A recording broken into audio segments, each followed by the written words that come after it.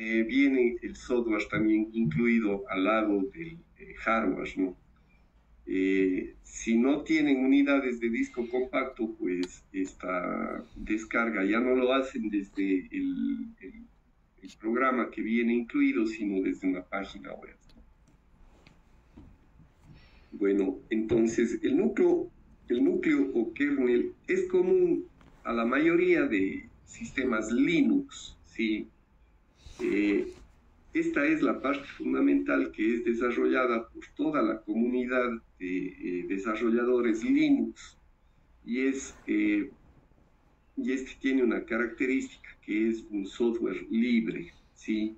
Normalmente todas las distribuciones de Linux adjuntan el código fuente de todo el sistema operativo, principalmente el núcleo o kernel, ¿no?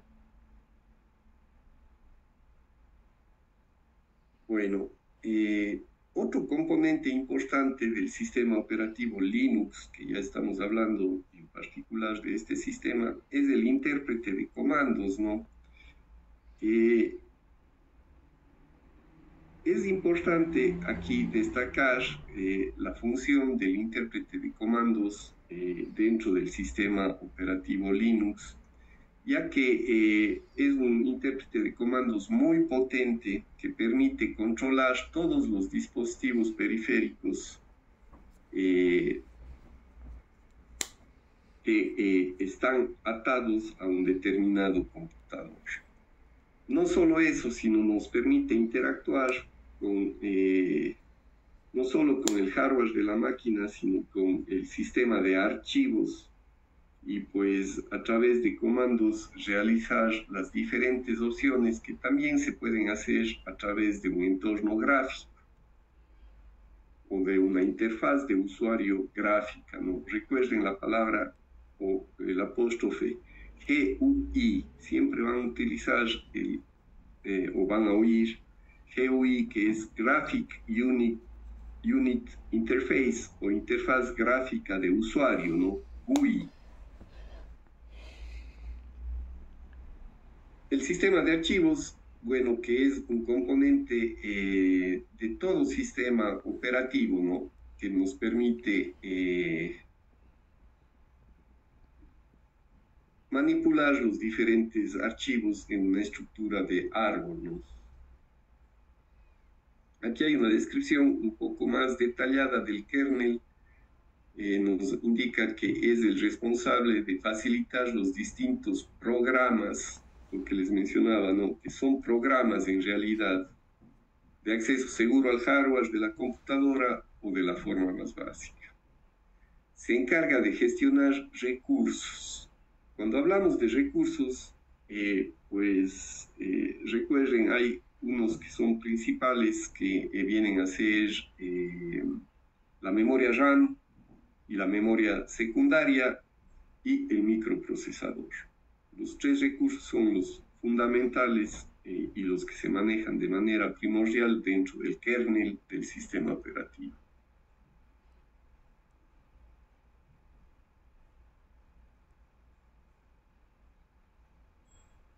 A ver, ¿qué más hay algo que destacar aquí? Les pido que hagan una lectura un poco más detenida de todo este documento. Aquí no vamos a poder detenernos.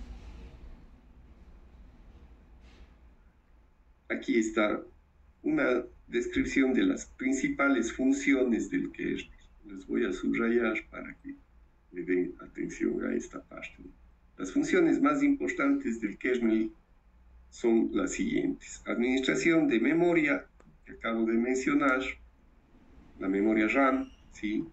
Administración del tiempo del procesador que los programas y procesos utilizan, ¿no? Recuerden que el microprocesador se maneja con un reloj. Cuando ustedes ven la descripción del microprocesador, a ver, vamos a hacer eso. Yo desde mi equipo me voy a propiedades.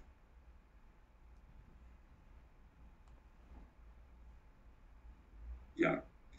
Y si ustedes se fijan, mi procesador, aparte de la descripción, tiene una velocidad que dice 2.60 gigahertz.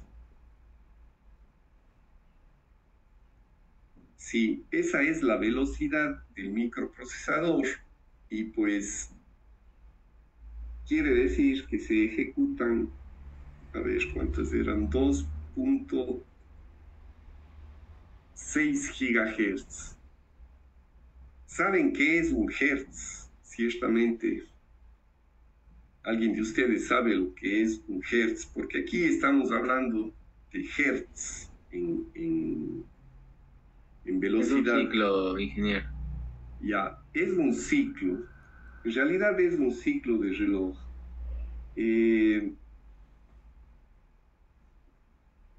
Un ciclo de reloj es un hertz, ¿sí? H-E-R-T-Z es el nombre de hertz, ¿no? Y si hablamos de 1 kilohertz, estaríamos hablando de 1000 ciclos en un segundo. Si hablamos de 1 megahertz, estaríamos hablando de 1.000.000 de ciclos en un segundo. ¿Sí? Y si hablamos de 1 gigahertz, sería 1.000.000, a ver, serían, veamos, esto ya me estoy confundiendo.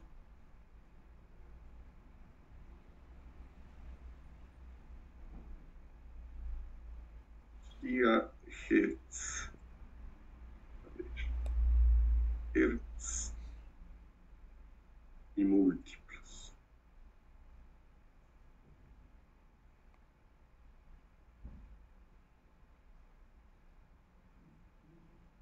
Aquí están. ¿Cuáles son los múltiplos del hertz? El nanohertz, que es igual...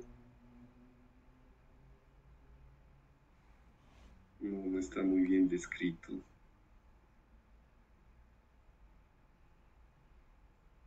Aquí está. Agrandemos este cuadrito.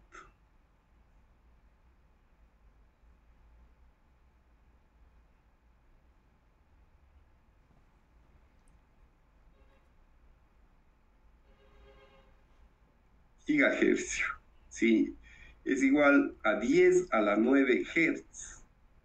A ver, cuando hablábamos de megahertz, 10 a la 6 hercios vienen a ser 6 ceros después del 10. Sí, vendrían a ser 1.000.000 de hercios, 1.000.000 de ciclos por segundo. Si agregamos 3 ceros,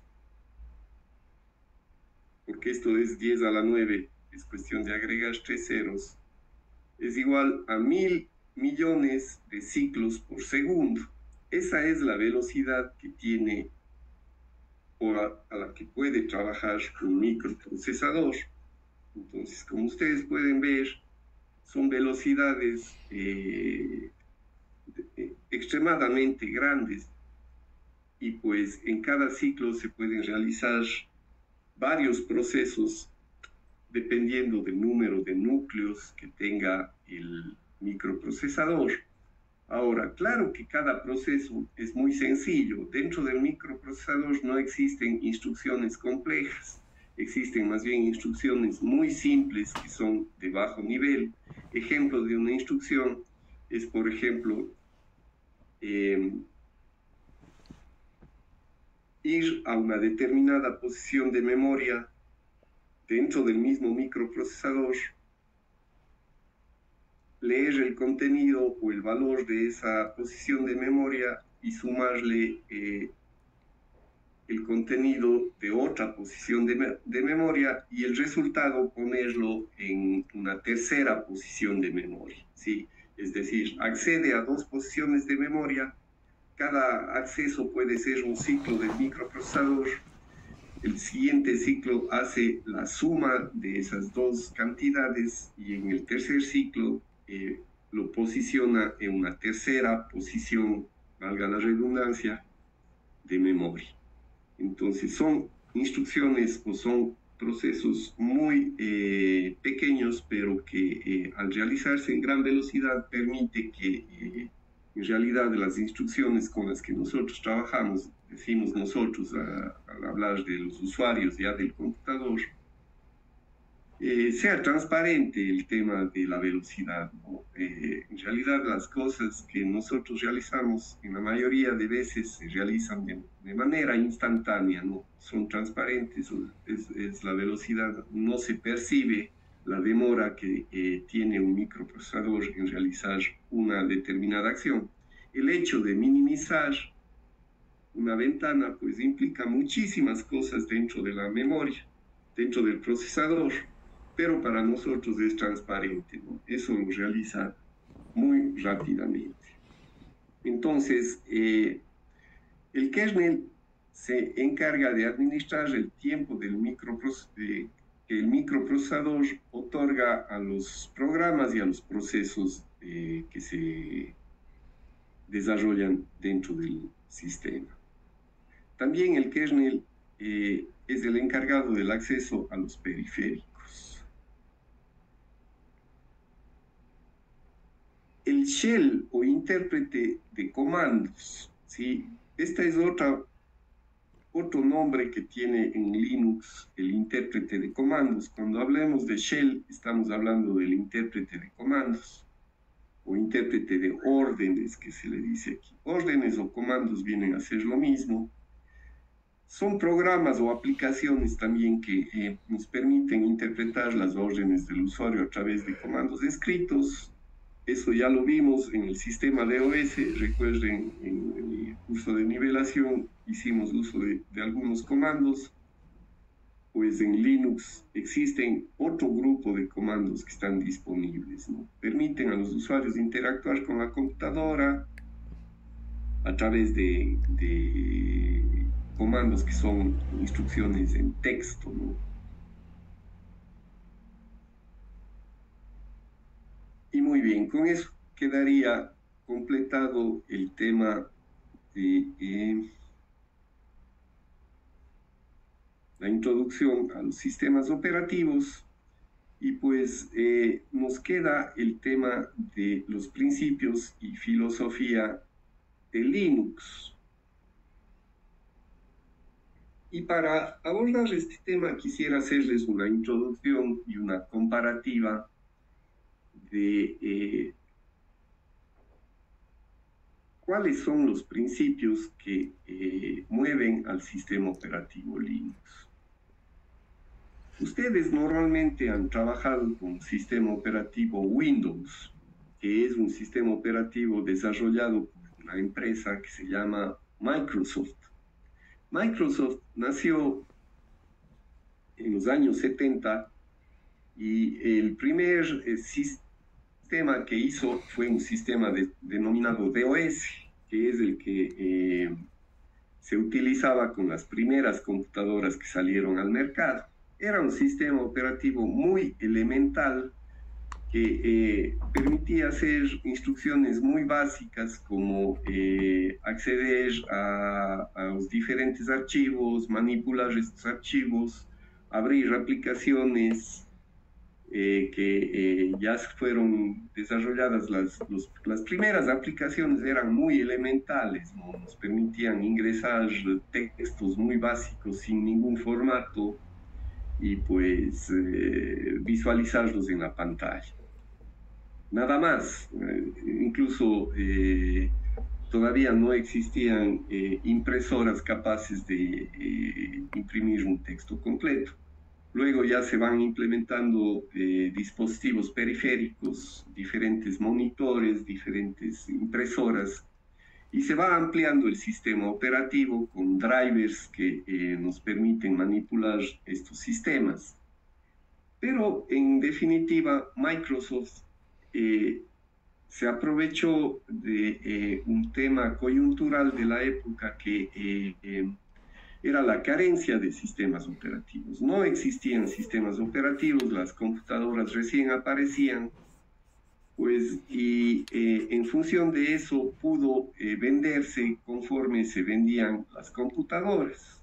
Y en ese boom, pues, le permitió a Microsoft crecer de manera muy grande, ¿no?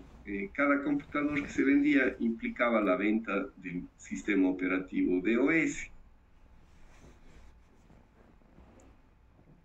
Luego, a partir del sistema DOS, se desarrolló un sistema más amigable que permitía ya el uso del ratón, por ejemplo, y de ventanas que nos permitía, pues, interactuar con la interfaz gráfica de usuario o GUI, una interfaz muy sencilla, muy básica también en principio. Buenos días. Pero ya nos daba mayores facilidades. Y Microsoft pues creció aún más y las ventas del sistema operativo hicieron que Microsoft se convierta en una de las empresas más grandes del mundo. Pero dicen que si alguien obtiene tan grandes beneficios, pues existen al fin y al cabo perjudicados. Los perjudicados vienen a ser los usuarios que pagan por un producto que fue desarrollado una sola vez y pues fue vendido millones de veces, ¿no?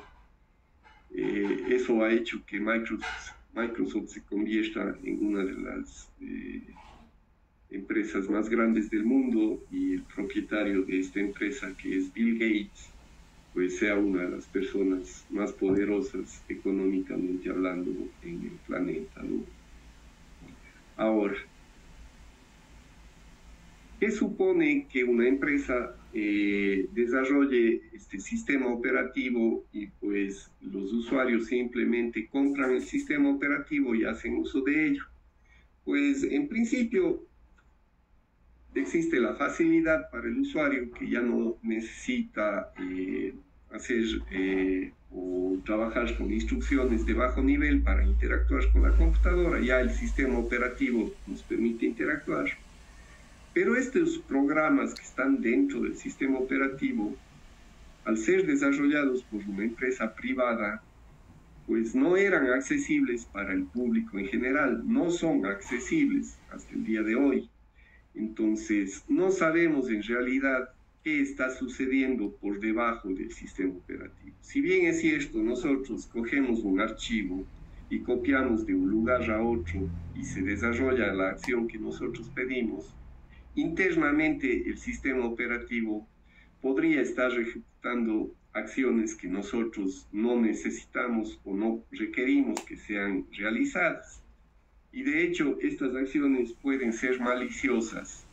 Podría ser Microsoft podría estar haciendo una labor de espionaje internamente de todos los usuarios del sistema operativo Windows. De hecho, esa es una de los grandes conflictos que pueden darse no solo con el sistema operativo Microsoft, sino con el uso de diferentes sistemas operativos propietarios, como es el iOS de los sistemas de los iPhone, o con sistemas que en realidad realizan funciones específicas, pero que no son transparentes para el usuario, ya que son como una caja negra que realizan esas acciones y no son visibles para el usuario. Entonces, para contrarrestar esta falta de seguridad de las acciones que hacen los usuarios con sus equipos de cómputo, con la manipulación de la información en definitiva, surgió un movimiento de software libre que lo que hizo es desarrollar Linux. Y Linux es un sistema operativo que se basó, en principio, las primeras versiones en un sistema operativo que se denominaba Unix. Unix era ya un sistema operativo más bien sofisticado para la época, que disponía de muchísimas funcionalidades, pero que era también de uso comercial y era un sistema operativo muy caro. Entonces, al ser Unix un sistema operativo propietario caro, que no tampoco mostraba el código fuente, se juntó una comunidad de programadores e hicieron una réplica del sistema operativo Unix, pero esta vez esta réplica se desarrolló con código de programación abierto, es decir, de libre consulta para cualquier usuario del sistema Linux, cualquier programador más bien, porque los programas son entendibles por gente que sabe de programación y sabe de un lenguaje de programación en particular. Entonces, esta capacidad de revisar qué hace en cada instrucción un determinado programa, pues nos da la seguridad de que al momento de hacer una determinada acción se está realizando justamente esa acción y no se está realizando otra cosa, lo cual nos da una verdadera seguridad sobre el sistema operativo, ¿sí? Aquí no existe la posibilidad de que los dueños de una empresa como Microsoft puedan ejecutar código que el usuario final no conoce, ¿sí? Eso es una brecha de seguridad muy grande que el sistema Windows no nos permite superar. Esa brecha de seguridad siempre habrá, ya que el código o las instrucciones que se realizan internamente no están disponibles para revisión de los usuarios finales o de los programadores que necesitan verificar cuáles son las instrucciones que se realizan dentro del sistema operativo. ¿Sí? Entonces, esta filosofía pues ha hecho que Linux sea muy popular a través de los años y ha habido millones de programadores alrededor del mundo que han hecho sus aportaciones al código fuente, al código originario del sistema operativo Linux. Se ha hecho tan popular Linux que la comunidad de Linux se ha dispersado de manera tal que se han creado muchísimas distribuciones, decenas de distribuciones de Linux, cada una orientada con diferentes intereses, con diferentes objetivos, de acuerdo a los objetivos propios o a los intereses propios de cada comunidad de desarrolladores. Entonces, estas distribuciones, asimismo, han ido evolucionando en el tiempo. No es que se hace una distribución y allí muere, sino todo el tiempo van desarrollándose nuevas versiones de los programas y de las distribuciones de Linux, ¿no? Vale también anotar que al ser un software libre, pues eso ha posibilitado que el kernel o el núcleo del sistema operativo pues sirva de base para implementar las funcionalidades propias del sistema operativo en dispositivos que no son necesariamente ordenadores o computadores personales, sino que se ha implementado el kernel para el desarrollo de sistemas operativos propios de celulares. Y de allí que, por ejemplo, el sistema Android que usan la mayoría de ustedes en sus celulares se deriva de Linux, es decir, el núcleo de Android viene a ser un sistema operativo Linux, ¿no? Así como podemos encontrar en celulares, en teléfonos celulares, también es muy común encontrar sistemas operativos basados en Linux en dispositivos electrónicos que realizan diferentes funcionalidades, que tienen diferentes usos. Por ejemplo, ustedes pueden encontrar al sistema operativo Linux en decodificadores de televisión que les brindan la capacidad de visualizar diferentes contenidos o instalar diferentes aplicaciones dentro de un dispositivo de visualización de información, como puede ser una tablet o podría ser un televisor inteligente. También podría ser, por ejemplo, un dispositivo de rastreo mediante señales de, ¿cómo se denominan? GPS o sistemas de posicionamiento global que nos dan la ubicación geográfica de un dispositivo que está emitiendo una señal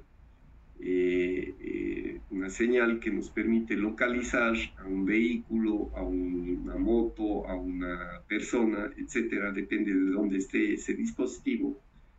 Pues para facilitar la tarea de desarrollo de estos dispositivos específicos, se utiliza el kernel o el sistema operativo Linux en definitiva, ¿no? Aquí está una descripción un poco reducida de la filosofía de Linux, que les pido también que le den una lectura. Las comunidades que existen de Linux, que se han desarrollado para diferentes consultas, diferentes desarrollos que se van haciendo todo el tiempo, todos los días surgen nuevas ampliaciones a las diferentes distribuciones, nuevas correcciones que puedan existir sobre fallas que van encontrando los diferentes usuarios de Linux y que se van difundiendo a través de las comunidades, ¿no? Así existen grupos de usuarios de Linux, grupos de chat de Linux, comunidades online y foros de discusión, grupos de noticias, grupos de correo electrónico que nos difunden noticias de Linux y diferentes eventos que se dan en diferentes lugares del mundo referentes a diferentes distribuciones del sistema operativo. Yo les he dispuesto dentro de la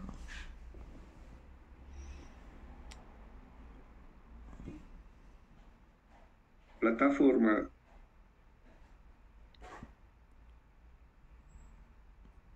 de la Universidad de Cuenca, dentro de la materia de sistemas operativos,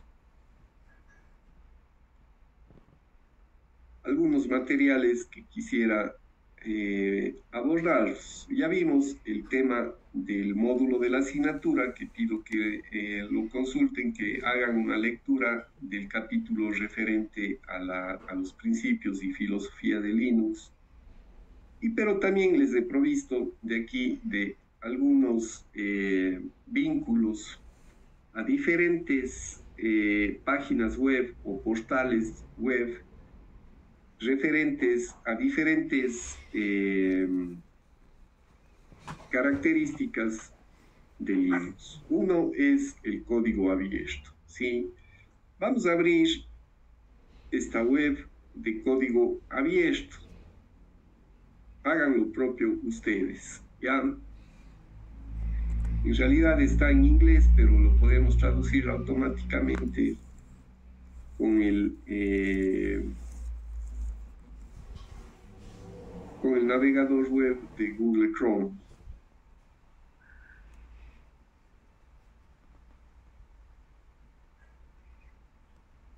Yo les mencioné acerca del código abierto, que es una característica de Linux, y no solo de Linux, sino de diferentes software, que se adhiere a este movimiento de código abierto. Esto nos permite compartir el código fuente de los programas de los que hacemos uso, ¿no? Esto, pues, como ustedes, como les indiqué, nos brinda seguridad. Pero cuando nosotros tenemos código abierto, pues, implica algunas cosas, ¿no? una de ellas es la de redistribución gratuita, ¿sí? Es decir, si ustedes hacen uso de un código abierto, pues ustedes pueden asimismo redistribuir este código del sistema operativo de manera gratuita, ¿sí? Pero aquí hay un aspecto que hay que señalarlo, que es que esto no impide que ustedes puedan hacer uso de un sistema operativo o de un software cuyo código es de redistribución gratuita, hacer ciertas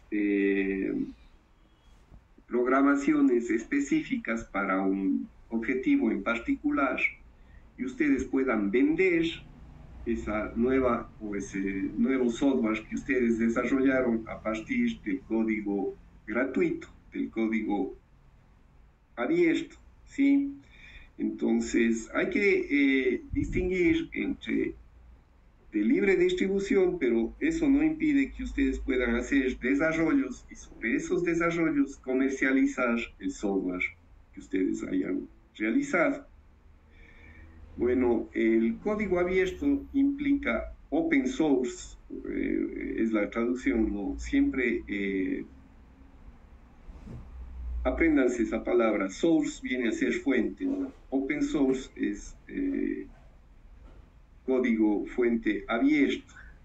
Source es el código fuente de un programa, ¿no? Open source viene a ser el código fuente abierto. Esto implica que el código fuente está disponible en conjunto con el programa ejecutable. Aquí también una aclaración para quienes no conozcan de programación. El código fuente no es ejecutable directamente en una computadora. El código fuente está escrito en un lenguaje de programación que para ser ejecutado en una computadora, en primer lugar, tiene que ser traducido a un lenguaje que entienda la computadora. Ese proceso de traducción pues, puede hacerse, por ejemplo, a través de compiladores. Estos compiladores lo que hacen es coger este código fuente y generar un código que es entendible por un computador, ¿sí? Entonces, esto implica también que el programa que traduce el código fuente conozca cuáles son las instrucciones que entiende el microprocesador.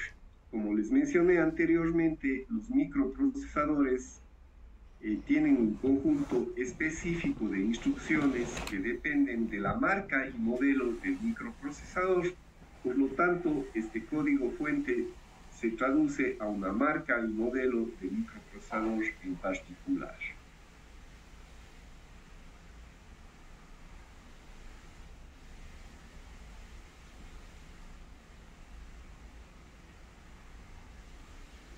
De igual manera, ustedes pueden hacer lo que se denomina aquí obras derivadas. Es decir, ustedes, al igual que lucran o pueden lucrar de un sistema operativo de código abierto, también pueden hacer aportes y hacer que estos aportes se redistribuyan a sí mismos de manera gratuita. Entonces, ahí ustedes pasan a ser parte de una comunidad de desarrolladores que hacen aportes a un determinado software. Muchos de los aportes que se hacen, pues, si bien es cierto, son altruistas, es decir, no tienen como objetivo lucrar, pues de alguna manera se pueden obtener sus aportes mediante diferentes formas de obtener lucro de un determinado aporte. ¿Cómo se puede obtener lucro a partir de un software que es de código abierto? pues simplemente dando soporte. Ustedes conocen muy bien cómo funciona un sistema operativo, cómo se pueden instalar diferentes funcionalidades, cómo configurar una red con un determinado sistema operativo. Pues ustedes no necesitan comprar el sistema operativo, simplemente dan servicios de soporte sobre ese sistema y pues lucran de ese soporte que ustedes puedan brindar, ¿sí?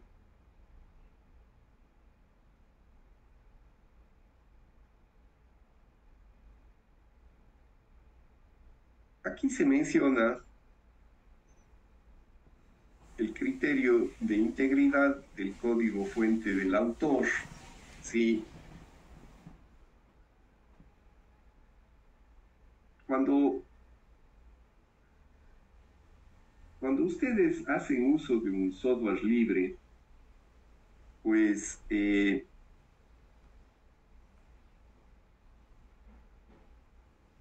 como les dije, ustedes pueden hacer aportes al software con el cual están trabajando.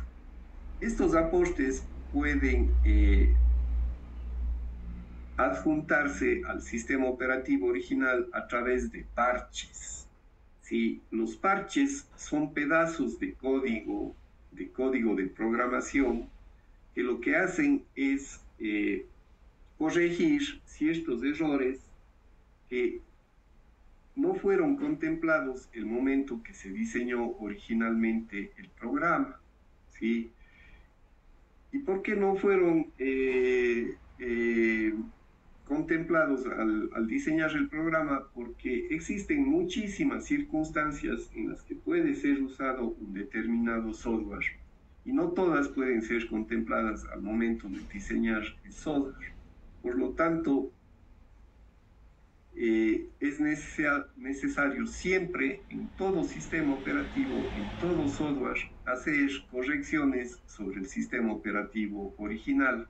Se dice que todo software es perfectible porque a través de los años van encontrándose diferentes debilidades o vulnerabilidades que pueden derivar en problemas de seguridad o en problemas de funcionamiento del programa. Es necesario irlos corrigiendo en el tiempo y eso se hace a través de parches, ¿no? Bueno, aquí hablan un poco de asuntos legales, pues deben estar bien blindados para que el software libre permanezca siempre libre y no sea objeto de privatización o de comercialización indiscriminada de este software que tiene estas seguridades y estas ventajas sobre un software más bien comercial como el que les menciono, que es Microsoft.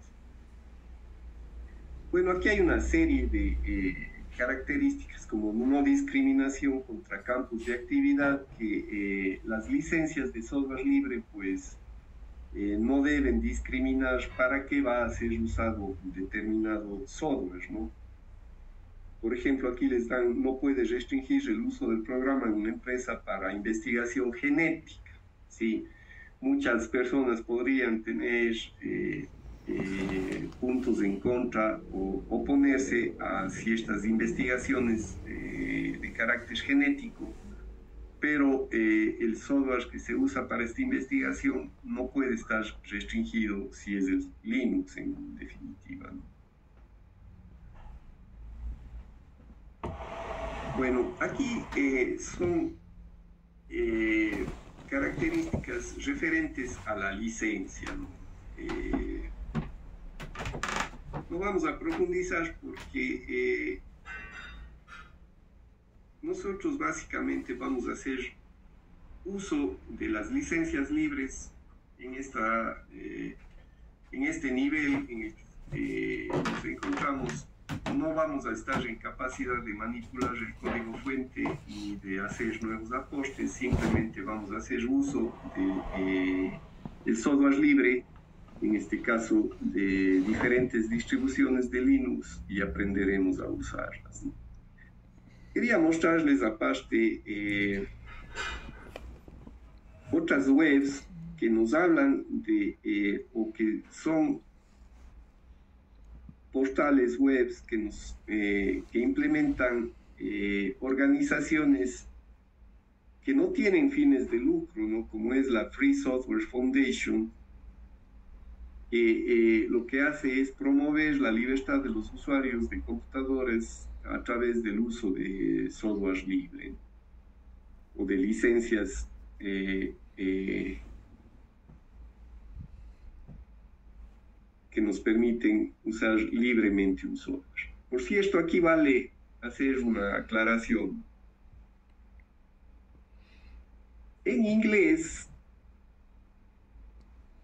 la palabra free muchas veces se aplica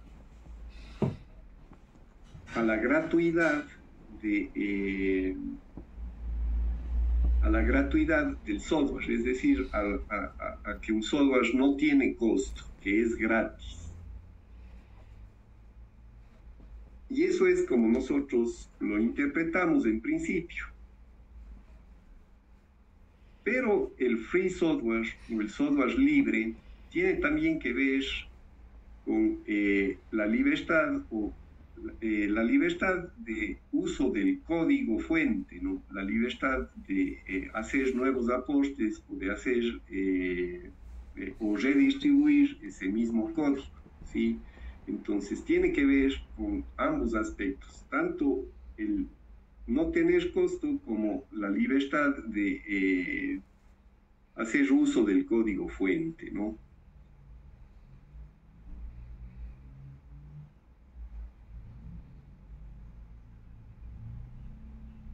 También quería mostrarles aquí algo que saqué de ChatGPT en relación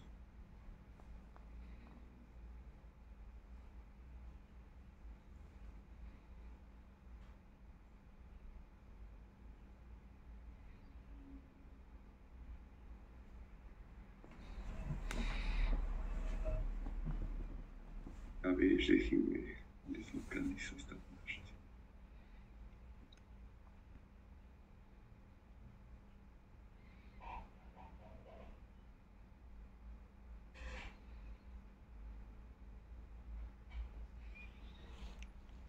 Ya, bueno, esto es de la materia de... Ya, no, este es más bien de la materia de...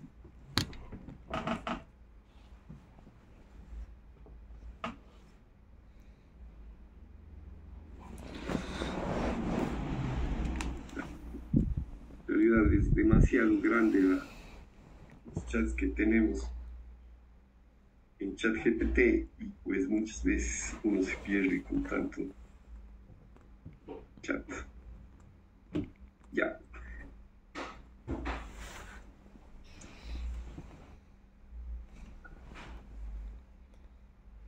Como complemento de el software libre, voy a presentarles aquí a continuación un video que nos habla del...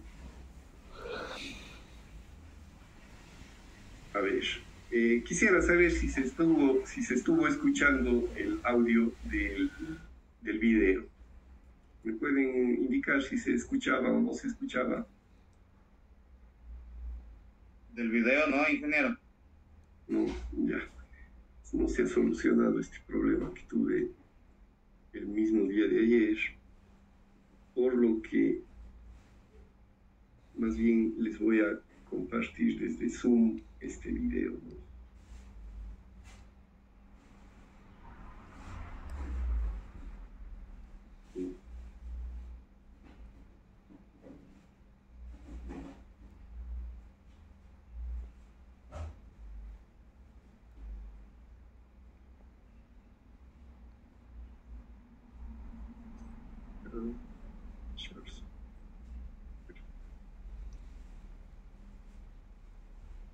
Listo. En el transcurso del video haré ciertas interrupciones para aclarar ciertos conceptos que pueda ser necesario y que no estén bien desarrollados durante el video, que yo necesite ampliarlos, ¿ya? Igual si tuviesen alguna consulta, pues háganme saber para poder desarrollar esa consulta. Vamos a ver. Es verdad que la mayoría de mis vídeos son sobre hardware y software para videojuegos. Sin embargo, como muchísimos sabréis, me dedico a la ingeniería de software y trabajo casi exclusivamente con software libre y con Linux. Así que creo que es mi deber hacer este vídeo, vamos. Existe mucha confusión sobre este tema y os aseguro que en este vídeo os dejaré clarísimo de una vez por todas qué es Linux. Y si no es así, os devolveré un vale por los 10. Ya, bueno, yo elegí este video porque aquí hace una analogía entre un sistema operativo y los diferentes vehículos, el motor del vehículo, las marcas de los vehículos, que es de fácil entendimiento para alguien que no conoce mucho acerca del hardware, ¿no? Pero vamos a verlo porque es bastante interesante cómo hace esta analogía. 10 minutos de vuestra vida que habéis perdido entre el domicilio en 3 días laborales. Vamos allá. Imaginaros que vuestro sistema operativo es un coche, ¿ok? Windows es un coche, fácil. Tenemos 3 grandes competidores. También tenemos otros más pequeñitos, pero son menos conocidos y los vamos a ampliar de momento. El primer coche es Windows 10, un coche potente que viene preparado para casi cualquier situación, todas sus piezas vienen incluidas y encajan a la perfección. Es ideal para correr en pistas, para trabajos y otro tipo de cosas. Funciona sin más. Tiene de bueno que lo sacas de su caja, lo enciendes y funciona. No tiene ningún tipo de misterio. Luego tenemos macOS. Es estéticamente muy bonito. También viene preparado para funcionar nada más arrancar. Tiene mejor integración con unos dispositivos que con otros. Pero todos sus accesorios, en este caso los programas, la metáfora de accesorio sería programa, son distintos de los que tenemos en Windows. Porque realmente por dentro son coches muy distintos. A nivel de motores, a nivel de todo. Pero vamos, 2 coches acabados que funcionan nada más comprarlos, modernos y hechos por empresas de gran reputación con un número grande de ingenieros y un gran servicio técnico. Y luego tenemos, bueno, el caos, Linux. A mitad de los años 80, Bill Gates y sus amigos de Microsoft popularizaron MS2 a través de un acuerdo para venderlo en conjunto con algunos de los primeros ordenadores personales. MS2 era muy simple, muy básico, hecho para el uso casero, para que el usuario de calle lo pudiese utilizar sin problemas. No llegaba ni a los tobillos de lo que en ese momento era el gran sistema operativo de los superordenadores, Unix. Unix estaba en todas las universidades, centros de investigación, empresas grandes. Vamos, que esto era realmente con lo que se hacían las cosas en esa época. Pero para mucha gente era más que suficiente este MS2. Era una cosa casera, reducida, bastante fácil. Con los años, justamente gracias a su facilidad, se hizo súper famoso y evolucionó en Windows. El motivo por el cual Windows tuvo tantísimo éxito es porque Microsoft supo hacer negocios con los fabricantes de ordenadores personales enfocados al uso casero y estos ya venían con Windows instalado. Entonces, es verdad que Windows está en todos lados hoy en día, es omnipresente. Todos aquellos que no han vivido en un búnker o fuera de nuestra sociedad moderna en los últimos 30 años lo conocen, pero hay un mundo desconocido, un mundo de servidores, donde ocurren todas esas cosas que los comunes usuarios no entienden y que a simple vista parece magia. Por ejemplo, te podrías preguntar, ¿sabes cómo funciona YouTube? ¿Sabes qué hay detrás del vídeo que estás viendo? Entre los sistemas operativos más eficientes y estables y sobre todo más populares, largamente usados en las entrañas y profundidades de la red, utilizado por las grandes empresas que tanto entretenimiento nos proporcionan e incluso por los hackers, desde penetrar un servidor de gobierno hasta controlar un ejército de ordenadores zombie para provocar un ataque DDoS, incluso simplemente para hackear una señal wifi o tu mismo móvil. No existe herramienta mejor que Linux. Y está por todas partes. En los años 70 muy pocas personas tenían acceso a los coches, básicamente unos pocos programadores privilegiados que trabajaban en los centros de investigación. Richard Stallman, un hippie estudiante del MIT, era uno de ellos. Uno de los primeros coches de esa época era Unix, que ya lo he mencionado antes. Este coche fue creado prácticamente a la vez que el lenguaje de programación con el que está hecho, C. Seguro que los que habéis estudiado informática os suena C. O a lo mejor lo estáis estudiando y soñáis con él todas las noches, pero que sepáis que es un lenguaje muy importante. Este coche fue usado durante muchísimos años en universidades, en centros de investigación, grandes empresas y ese tipo de entornos. La licencia era exageradamente cara y unos pocos privilegiados tenían acceso a él. Estamos hablando de una época en la cual la gente no conocía, no tenía coches en su garaje. Era algo absurdo pensarlo. ¿Para qué alguien iba a necesitar algo así? Solo las grandes empresas y las universidades tenían este tipo de sistemas. Stallman, junto con otros genios de la época, eran los pocos que sabían de coches. Pero realmente, si sabían tanto, es porque eran fanáticos. Dedicaban su vida completamente a ello. Les daba un poco igual el mundo corporativo. Bueno, de hecho, odiaban el mundo corporativo, como cualquier hippie en una universidad, ¿no?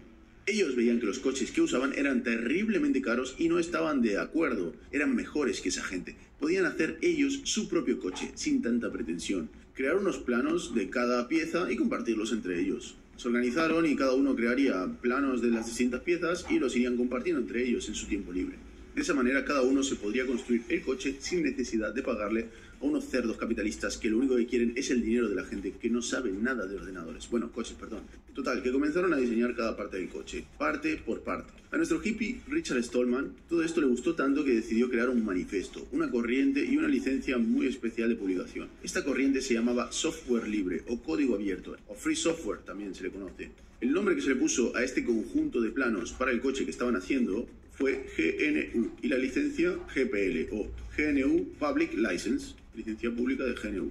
Esta licencia es un documento legal creado para cualquiera que quiera publicar cosas de forma gratuita sin que se las pueda robar, revender, reutilizar, etc. La licencia dice que te puedes descargar este código, o sea, estos planos gratuitamente, cambiarlos, compartirlos, hacer lo que tú quieras. Lo que no puedes es lucrarte de ellos, no puedes venderlos. Son de todo el mundo.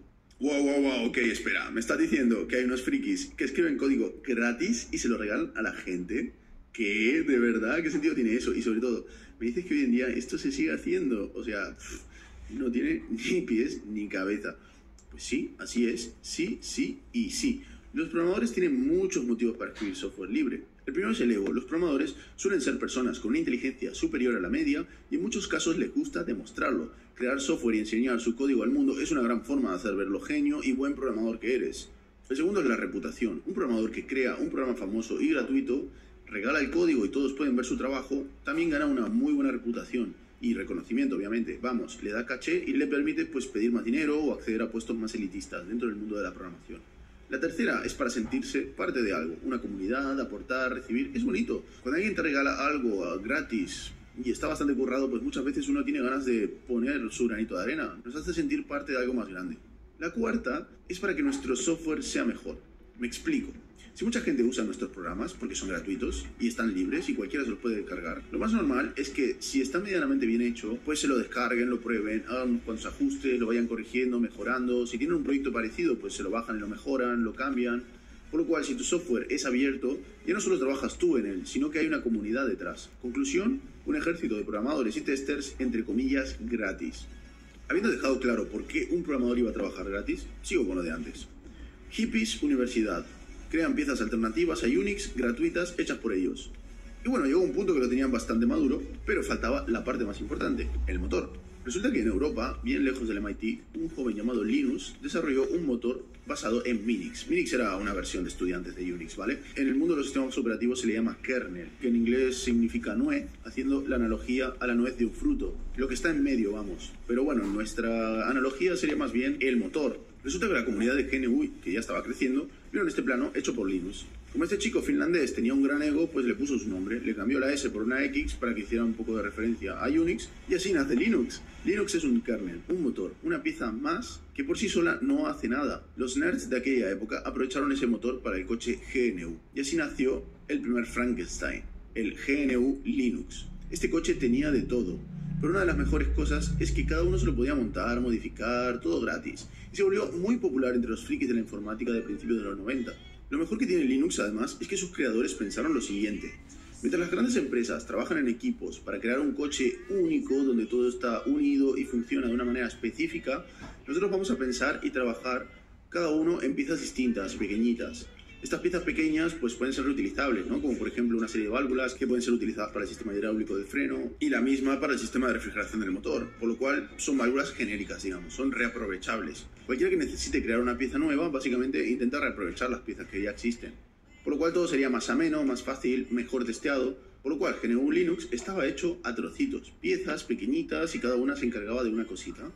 Esta era una cuestión filosófica realmente, fue como ellos decidieron hacerlo para que pudiera funcionar. Recordad que no eran grandes equipos, sino gente común y corriente que en su rato libre diseñaba estos planos para compartirlos. Cada uno ponía su granito de arena. Y aquí, señores, viene la primera diferencia básica entre el mundo del software libre y el mundo del software propietario. En el software propietario, como nuestro coche Windows o nuestro coche Mac, cuando se hace un programa o una funcionalidad, se la piensa como una solución completa que hace todo, que tiene muchas funcionalidades y que soluciona la gran mayoría de problemas que tiene un usuario. Esto ocurre porque ellos, obviamente, lo que quieren es que tú uses sus coches. Cuanto más completos, más te gustarán, y esto es genial para usarlo. Sin embargo, en el software libre, donde todo está hecho en base a colaboraciones, de pequeños grupitos de programadores, mejor que cada uno haga una partecita cerrada y se compartan. Primero porque no es una jerarquía, nadie manda. Si todos trabajaran en lo mismo sería un caos y la pelea sería continua. Y luego que es muy difícil depender de otras personas, que quizás están en otra parte del mundo y sobre todo pueden desaparecer de un día para el otro, ya que nadie les obliga a seguir trabajando.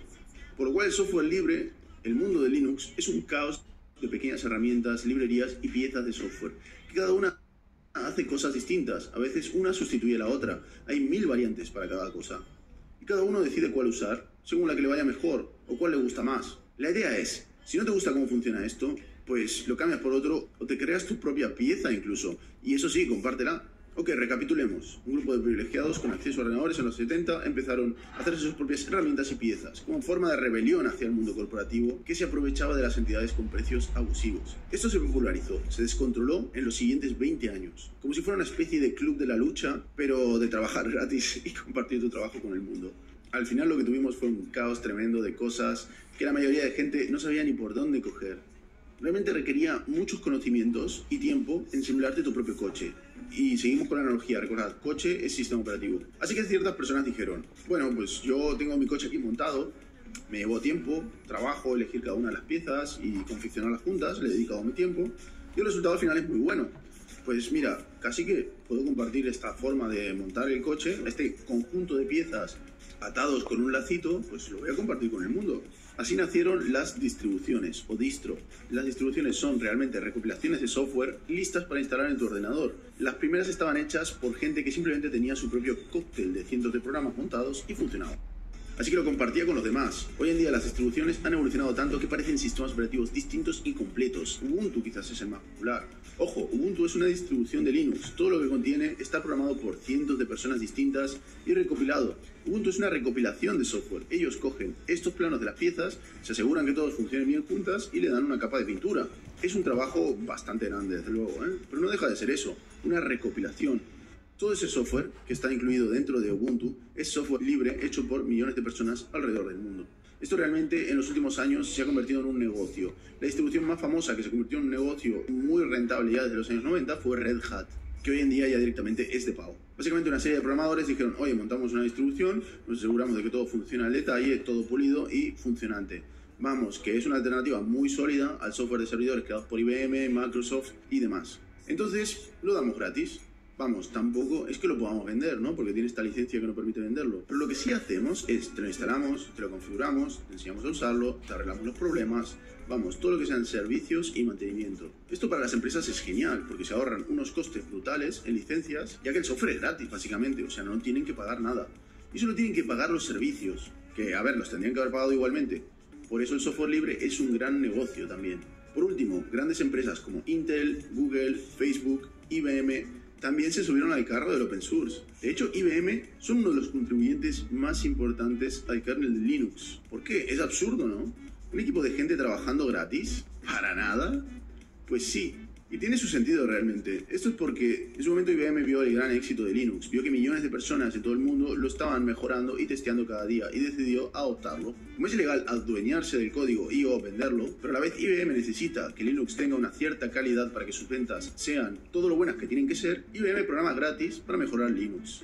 Intel también hace lo mismo. En los últimos años ha ocurrido algo sorprendente incluso. Google cogió Linux, lo adoptó para los móviles y así nació Android. No lo sabía, ya que no. Android es una distribución de Linux en parte, pero su motor, su corazón, es Linux. Vamos, que Linux está en unos cuantos sitios. ¿Pero en cuántos? Buah, ni te lo imaginas. Primero que nada, la mayoría de Internet corre bajo Linux. La mayor parte de las webs, servidores, bases de datos, nodos de red, servidores de juegos online, aplicaciones, etcétera, etcétera, etcétera, todo esto es Linux. Es una solución económica, ligera, muy estable, que no consume muchos recursos, sobre todo extremadamente configurable. Cada pieza, por pequeña que sea, es reemplazable, lo cual lo hace ideal para software avanzado, como lo son todos aquellos que están en la nube. Aparte de eso tenemos Linux en Android y en muchísimos otros sistemas que no son ordenadores, pero el más famoso sin duda es Android. Vale, ok, Linux se ha popularizado, en su momento hubo esta tendencia de trabajar gratis y tal, regalar tu código, todo esto, pero bueno, supongo que estará desapareciendo, ¿no? Te voy a contar unas cuantas cosas que son open source y que te suenan. OpenGL, una librería gráfica open source para correr juegos en 3D. Muchísimos juegos funcionan con esta librería, por decirte uno, el nuevo Doom. Counter-Strike y los juegos de Valve también lo hacen. Es la alternativa libre a DirectX de Microsoft. Y es lo que se usa para gráficos 3D en Mac, en Linux y en cualquier sistema fuera de Windows. Y es 100% open source. Te lo puedes bajar, modificar y usar. Vale, vamos con otro. ¿Te suena este símbolo? Google Chrome, ¿verdad? Es el navegador que estás usando. Resulta que Google Chrome está basado en Chromium, un proyecto open source basado en muchísimos pequeños paquetes como WebKit o V8. Lo que hace Google es coger los planos de Chromium y prepara una bonita versión para Windows, Mac y Linux llamado Google Chrome. Pues eso básicamente es Google Chrome. Firefox, pues más de lo mismo, open source. Ok, no te impresiona, dices, Android, Google Chrome, Linux, Firefox, la mayoría de servidores de internet. ¿No te impresiona? Va, pues te digo más. Google es una empresa que trabaja casi exclusivamente con Linux. Entre sus lenguajes principales, porque usan muchos, tenemos Python y Go, dos lenguajes 100% open source. Utilizan bases de datos MySQL, que también son 100% open source, y muchísimas tecnologías más. Ok, YouTube, una compañía que pertenece a Google, funciona todo gracias a open source. Mucha parte de su código está hecho en Python. Utilizan bases de datos MySQL y servidores Linux. Todo esto está muy simplificado, ¿eh? No me voy a poner a explicar ahora cómo funciona todo YouTube. Instagram, Python. Pinterest, Python. Skyscanner, Python. Dropbox, Python. Incluso Spotify está completamente basado en código open source, en concreto una vez más Python. Pero bueno, hay muchos otros más. Vamos, el open source está en todas partes y no solo es Python, también tenemos PHP, el lenguaje en el cual está hecho Facebook y la mitad de Internet. WordPress, por ejemplo, también está hecho en PHP. Tenemos Ruby, tenemos Perl y cientos de otros lenguajes. Os digo los ejemplos de Python porque principalmente es mi especialidad. Volviendo a la metáfora del coche, tenemos Windows, tenemos macOS y por último tenemos GNU Linux y todo el mundo open source, que por simplicidad simplemente se le llama Linux. Y con todas estas piezas, unos cuantos crean recopilaciones y les ponen un nombre y una estética y se le llama distribuciones, ¿vale? Vamos, que vivimos en un mundo de open source. Hoy en día es una parte importante en nuestras vidas y ha cambiado el mundo profundamente. En cuanto a Linux, ¿debería instalarme alguna distribución en mi ordenador? Pues no sé qué decirte, la verdad. Linux tiene sus pros y sus contras. Mientras que Windows está preparado por Microsoft con el objetivo de ser el mejor sistema operativo del mundo y tiene unos objetivos y direcciones más o menos claras, y pasa lo mismo con Apple, que está pensado para que los Macs pues sean los mejores que pueden ser. Linux pues va dando tumbos, depende mucho de las cosas que se van necesitando. Hay muchas cosas que están obsoletas porque a nadie le interesa seguirlas. Otras que no acaban de ir a la primera, quizás su interfaz gráfica, que bueno, hay cientos de interfaces gráficas, no es fácil para todos los públicos. Está hecho un poco a gusto de quienes le dedican su tiempo, o las empresas que le dedican esfuerzo para sacar provecho. Pues nada chicos, eso es todo. Si os ha gustado este vídeo me gustaría que me lo dijerais, porque...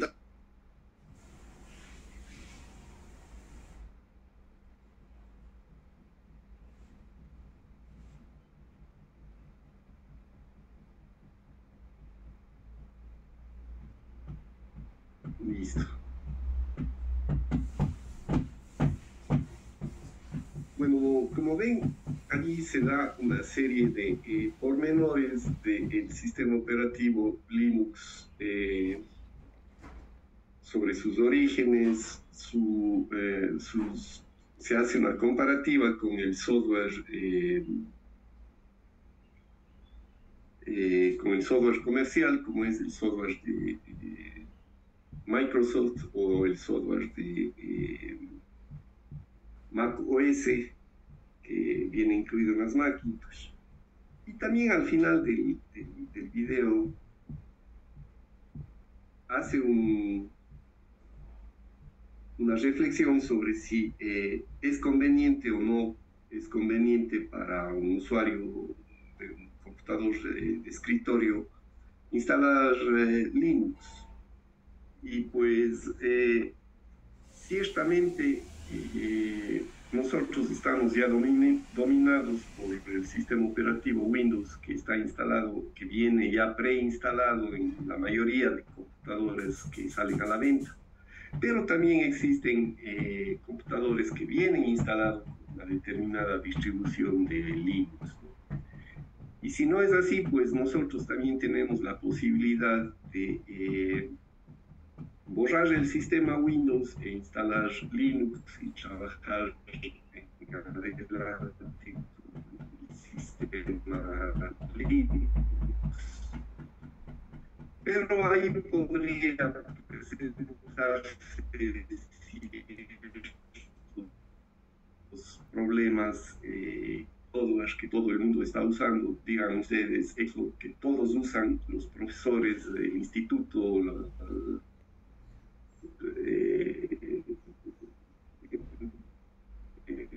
las diferentes empresas.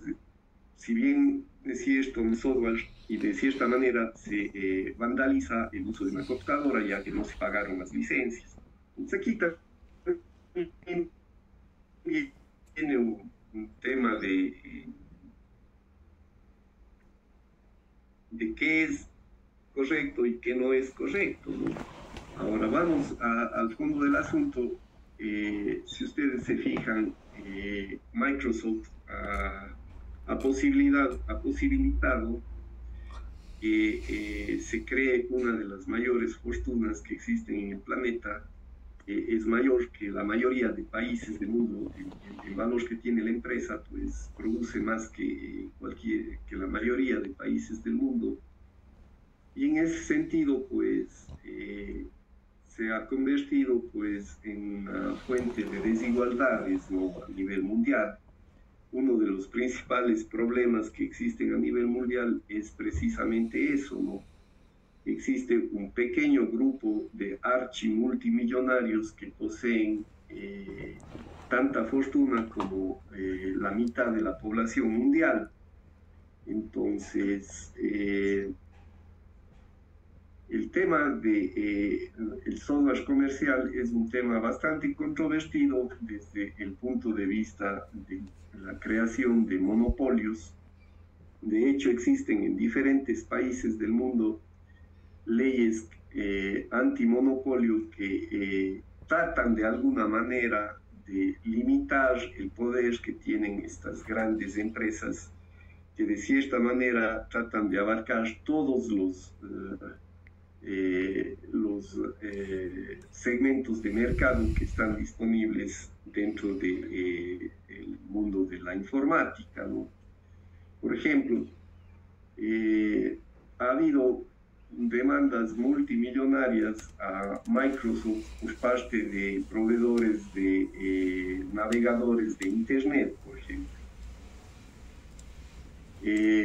Windows hace algunos años, en versiones anteriores a la de Windows 10, venía preinstalado como único navegador de Internet el Explorer, ¿sí? Era un navegador de Internet que, si bien es cierto, tenía una funcionalidad aceptable, pues hacía que los usuarios, cuando empezaban a usar sus computadoras, se queden con ese navegador de Internet y no les permitía o no les hacía necesario el uso de otros navegadores. Y mediante esta ventana al mundo, pues Microsoft podía manipular de cierta manera la forma de navegación, la forma de interactuar con el Internet. Entonces, a raíz de eso, pues grandes empresas demandaron a Microsoft para que no sea un software preinstalado el Internet Explorer y que más bien se permita la elección de un determinado software por el usuario. Como ustedes pueden ver, los navegadores de Internet también son softwares gratuitos, como Firefox o Google Chrome. Son softwares gratuitos, pero que son softwares libres, y que al ser libres pues permiten a la comunidad de usuarios se está haciendo internamente dentro de este software. Y pues como les mencioné anteriormente, esto da mayor seguridad a una determinada empresa, a una determinada comunidad.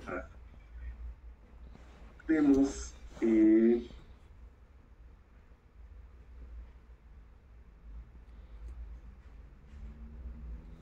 quisiera que les voy a compartir una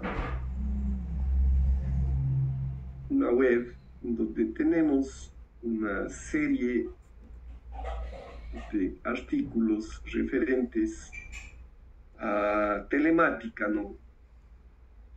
¿Alguien me dice cuál es el concepto de telemática? Porque, ¿qué significa la palabra telemática?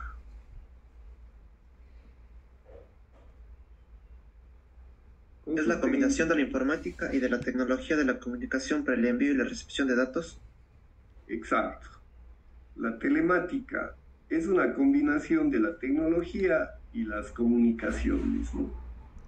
En realidad está íntimamente ligado a la computación, a la informática, ¿no? La informática, en cambio, ¿qué viene a ser? La combinación, asimismo, de las telecomunicaciones y de la información. Es la automatización, de alguna manera, del manejo de la información mediante telecomunicaciones. Son palabras que van a ser útiles y les quería compartir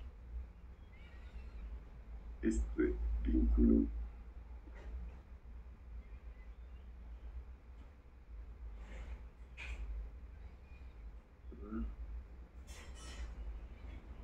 No sé, aquí está el chat ya.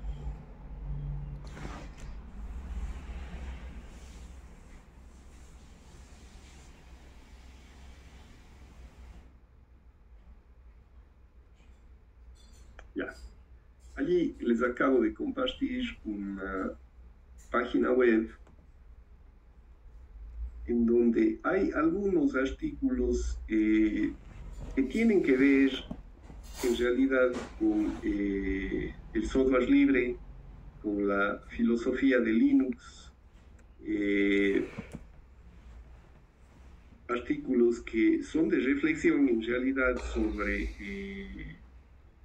el por qué es necesario pues trabajar con software libre. Hay una serie de artículos. En realidad yo he podido hojear algunos de ellos, pero son bastantes artículos y les recomiendo. Hay una variedad de temáticas con el mismo fondo, pues supongo que de acuerdo a sus gustos, a sus intereses, ustedes encontrarán alguno de estos artículos interesantes, ¿no? Entonces, una recomendación para los que quieran un poco familiarizarse desde su perspectiva. Como ustedes ven, es un sistema muy abierto hacia muchas posibilidades. Entonces, les sugiero que hagan una revisión de los artículos que ustedes consideren importantes. Ya, volvamos entonces a nuestra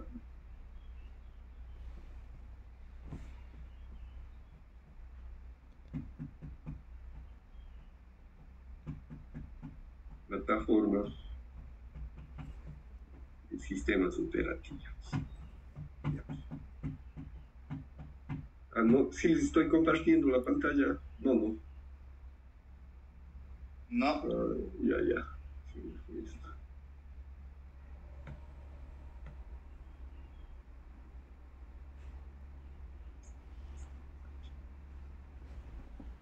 Ahí está.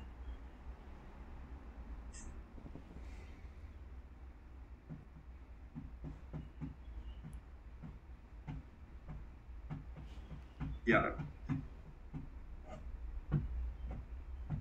Como todo contenido teórico hay que poner en práctica, pues nos corresponde a nosotros ahora empezar empezar a hacer uso del sistema operativo Linux.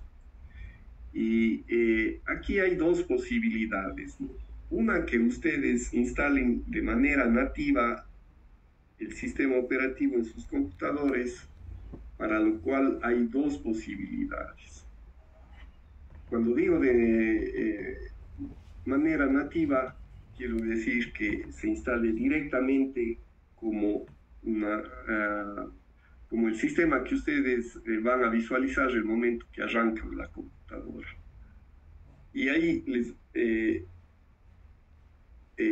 les indico que hay dos posibilidades. Una, instalar solamente Linux como su sistema operativo y que trabajen solo con el sistema operativo Linux para todas sus actividades. Y otra es que hagan una partición de su disco duro y que instalen en la una partición Linux y en la segunda partición Windows. Eso también es posible realizar, es decir, que ustedes tengan los dos sistemas operativos disponibles en sus computadores de manera nativa. ¿Por qué? Porque el momento de arrancar, ustedes van a tener la posibilidad de elegir cuál de los dos sistemas arrancar, ya sea Windows o Linux. Eso cuando hacen una partición en el disco duro e instalan de manera separada ambos sistemas operativos. Pero eso implicaría, en primer lugar, crear una nueva partición en su disco duro y probablemente al crear esa nueva partición tengan que volver a instalar tanto Linux como Windows.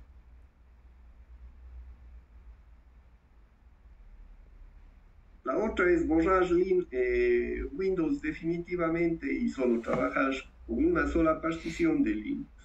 Y una tercera opción, que es la que creería la mayoría vamos a usar, es a través de máquinas virtuales. Es decir, crear una máquina que existe de manera virtual dentro de su computador físico.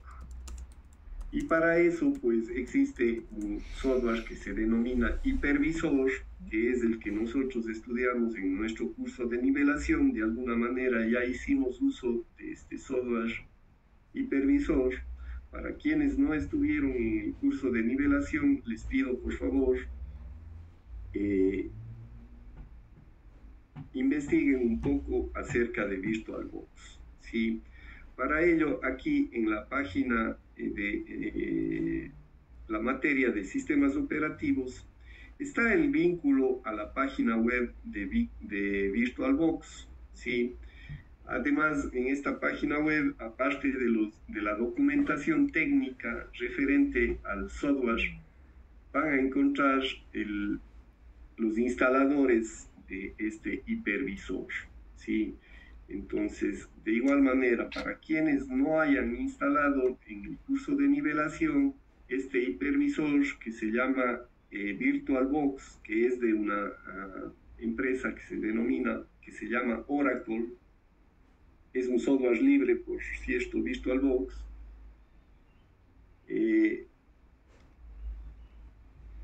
Se descarguen este software y lo instalen en sus computadores. Sí, yo quisiera que para la próxima clase, que es el día, hoy es miércoles, hoy es martes, el día jueves tenemos nuevamente sistemas operativos. Quisiera que todos tengan ya instalado VirtualBox en sus respectivos computadores.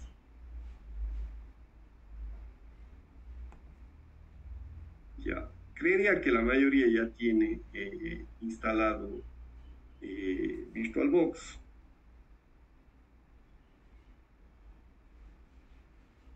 También he encontrado aquí un pequeño video que hace una recopilación, un resumen bien elaborado sobre los principios de Linux y sobre ciertas características importantísimas del sistema operativo.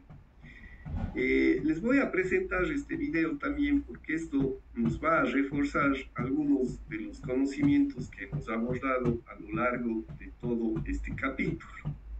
Es decir, aquí en este video ustedes van a ver una pequeña introducción a los sistemas operativos, ya que nos da las funcionalidades básicas, nos va a hablar un poco de la filosofía de Linux, y también ya vamos a empezar a hablar de los principales sistemas operativos Linux, es decir, de las distro o distribuciones que existen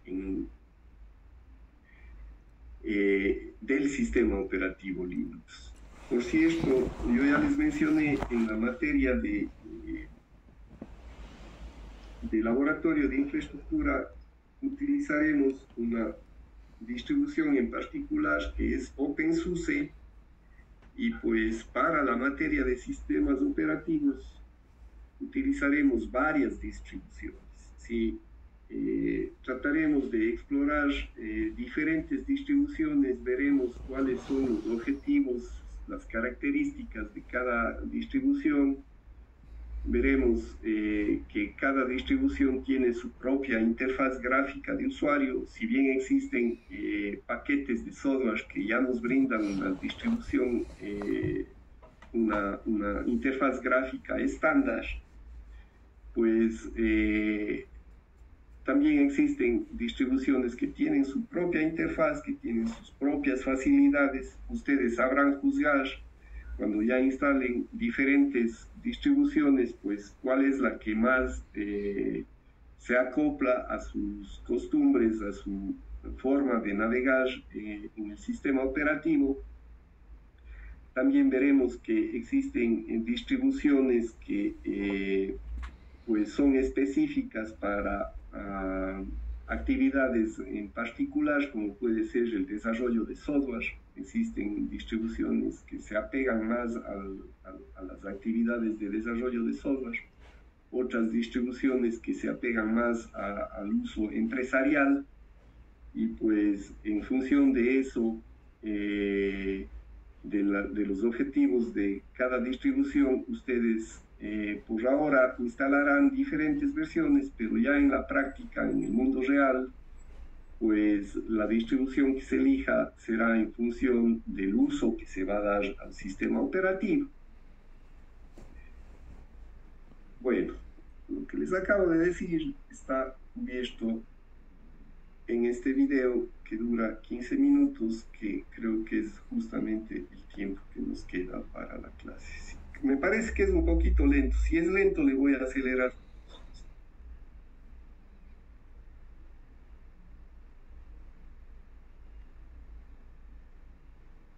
Si no se oye, me hacen saber, ¿no?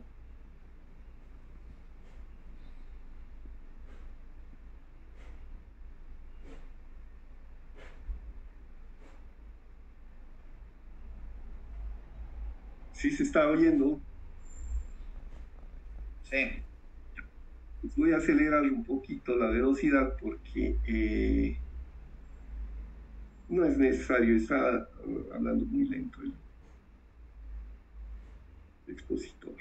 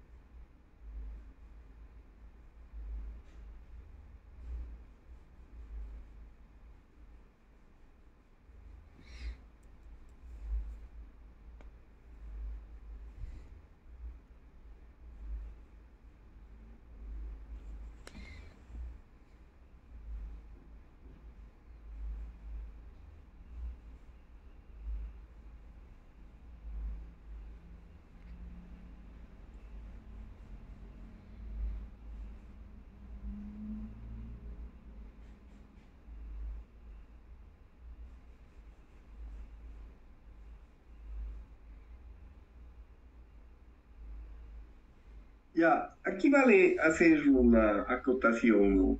Cuando hablamos del sistema operativo, pues como ustedes acaban de escuchar, aquí se ejecutan las operaciones básicas sobre un computador y para ya ejecutar operaciones un poco más específicas, como puede ser realizar tareas con procesador de palabras, ya se necesita un software de aplicación o aplicaciones.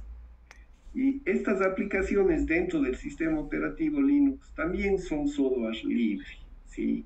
Es decir, aquí en Linux no vamos a montar software como Microsoft Word o Microsoft Excel o software comercial que no está diseñado para Linux, ¿no?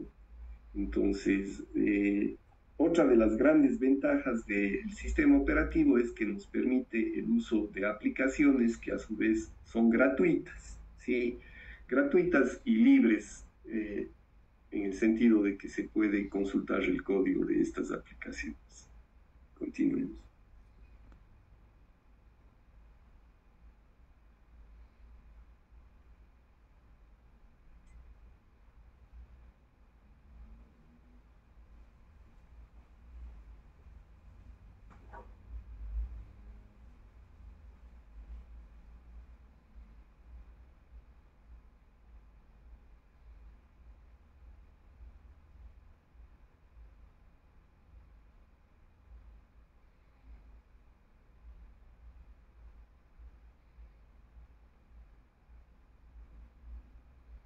Voy a saltarme esta parte de la historia, ya que aquí no es de nuestro interés esta parte. Listo.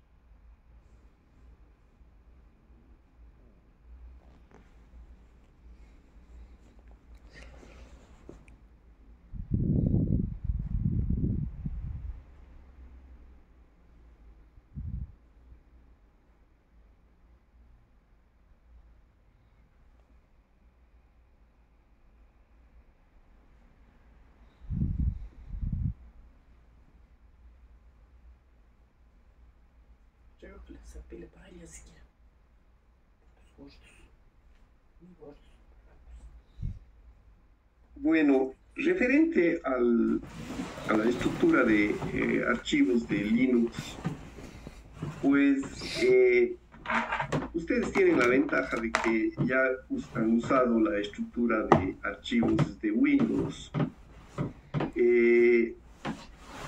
Si algo tienen en común es la estructura en forma de árbol, tanto en Windows como en Linux. Por lo tanto, ustedes creería van a tener más facilidad de trabajar ya en el entorno Linux con archivos y carpetas, ¿no?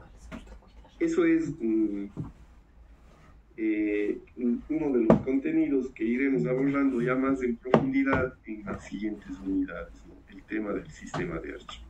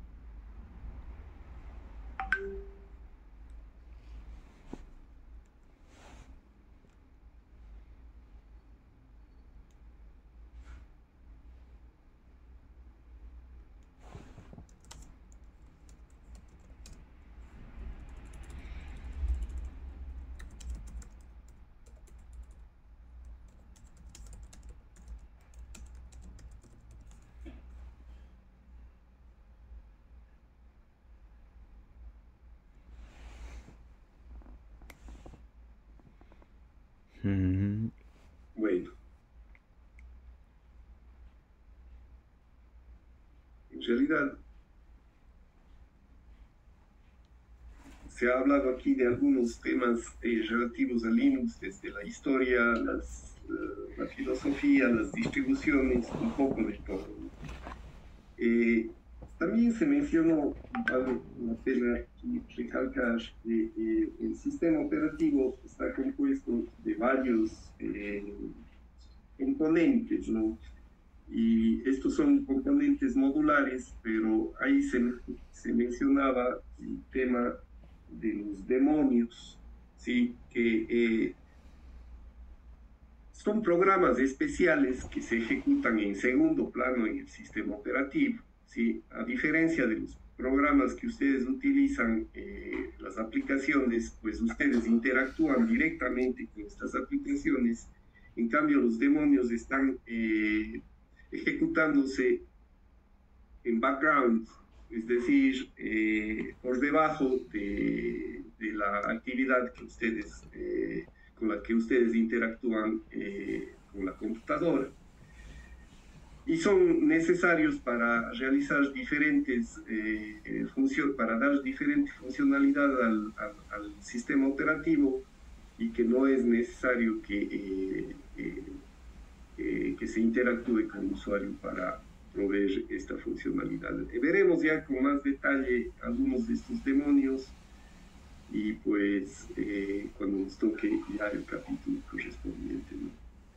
Hasta aquí vamos a dejar la clase de hoy. No sé si tengan consultas sobre lo que